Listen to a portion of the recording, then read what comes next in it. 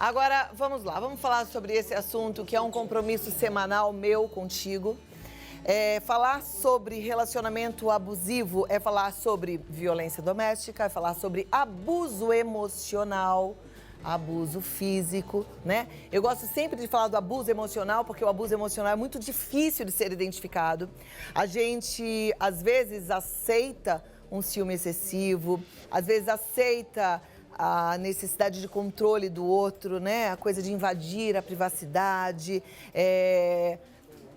aquela bateção de porta, né? A pessoa que não quer conversar é abuso emocional. Aquela pessoa que te bloqueia de tudo e te deixa completamente nervosa é abuso emocional, enfim.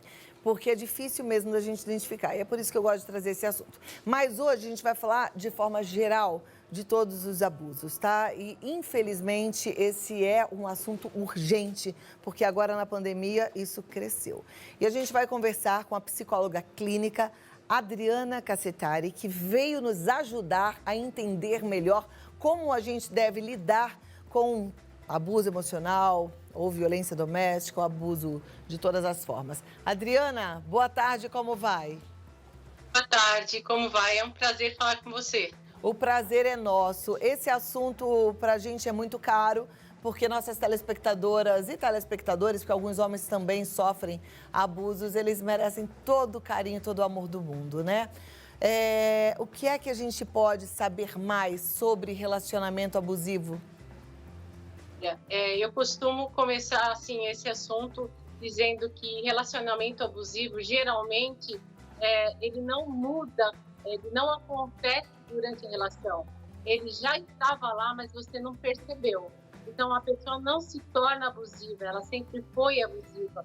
E é salvo a gente sempre falar que a gente confunde sempre carência com amor. Então, às vezes, a carência afetiva faz a gente aceitar coisas que não são certas, não são necessárias. Carência afetiva. E esse é um problema muito mais frequente, inclusive nas mulheres, né? As mulheres, elas também, por uma questão da própria sociedade, foram criadas para esperar um príncipe encantado. E elas ficam com aquele espaço ali para a entrada desse príncipe encantado. E, na maioria das vezes, elas descobrem que não era um príncipe. Acham até que era um sapo, não enxergam que é gente. E gente tem defeito, gente precisa de observação, né? Uma pessoa um abusador ou uma pessoa abusadora dá indícios de que é abusador? De que forma? Travou? Travou. Olha lá. Que pena, né? Porque o assunto é importante, o assunto é sério, mas a gente vai retomar. Retomou? Adriana, eu perguntei sobre os indícios Oi. sobre um abusador. O que a gente pode perceber? Então, a gente sempre tem que lembrar para as mulheres que, às vezes, o abuso também começa na amizade, não só no relacionamento amoroso. Então, eu gosto de falar sempre isso. Cuidado com quem você se relaciona e cuidado com o que você aceita na sua vida. Você pode ver uma pessoa controladora, uma pessoa que te persegue em todos os sentidos, tanto na parte emocional como quando ela vai ver como uma pessoa está vestida, como uma pessoa está se passando em determinadas situações sociais. Então, é salvo ressaltar que a gente precisa estar de olho quem anda em nossa volta. Isso é verdade. Bom você ter falado de amizade, né? Porque normalmente um namoro começa numa amizade e a pessoa, ela realmente mostra quem ela é. O problema é que normalmente vem a paixão junto e a paixão cega. É verdade isso, Adriana? Quando a gente está bem com a nossa autoestima, a gente está bem com a gente, está centrada, a gente consegue perceber o que é nosso e o que é do outro. O ruim é quando a gente pensa que o outro vai salvar a nossa vida e tapar aquele buraco que a gente sempre pensa que vai preencher. Eu gosto de falar que eu sou especialista na saúde da mulher.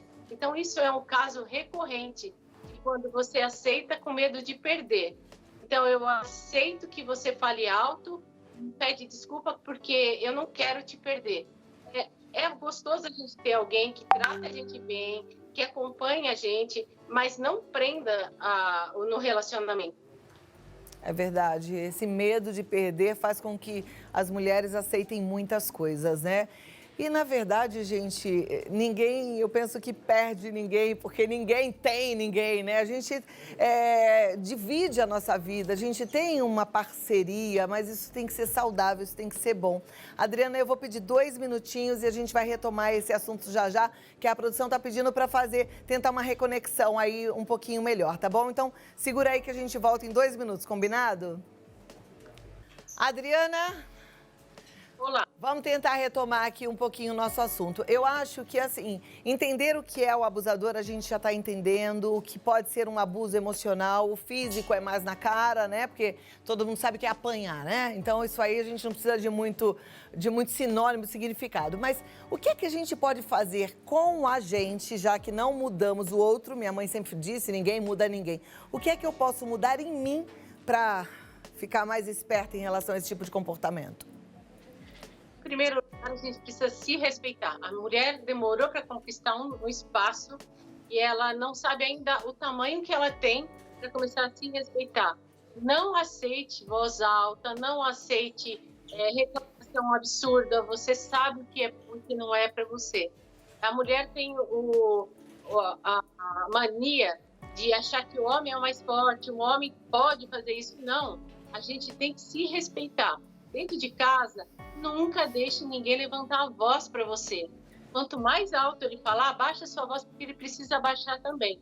Seja em lugares que você trabalha, seja em casa, em qualquer lugar. A mulher precisa se respeitar e não deixar o abusador tomar conta do lugar. Perfeito. Então, lembrar de quem se é, né? Porque às vezes a gente fica achando que a gente é menos. E o marido é o que manda na casa, ele é que sabe, ele é o líder dessa família. E, na verdade, a gente já sabe que os dois juntos constroem uma família. A Bíblia fala isso desde sempre, né? A mulher sabe edificar a casa. Então, precisa dos dois. E sabedoria não é ser essa mulher que se humilha. Não é verdade, Adriana? Não, e sabe, agora nesse tempo de pandemia, as pessoas começaram a perceber quem realmente está do lado dela durante a vida inteira. Porque você trabalha, você tem os seus afazeres e você realmente não sabe com quem você casou. Então, na pandemia, a gente teve muitos casos de pessoas que sofreram abuso, e não é apanhando, não, abuso psicológico, de ficar presa em casa, de começar a falar o que você tem que fazer, o que tem que não fazer, você pode comer, o que você não pode comer. Eu recebo muitas queixas disso dentro do consultório. E você vê que é uma coisa recorrente, mas a gente não tem espaço para falar para as pessoas que isso não é normal. Que bom que a gente aqui pode e deve falar que isso não é uma coisa normal. Muito obrigada pela sua participação, Adriana. Uma ótima tarde para você e até a próxima, viu? Obrigada. O Instagram da Adriana é a Adriana Cassetari, tá bom? Você pode deixar um recadinho lá para ela.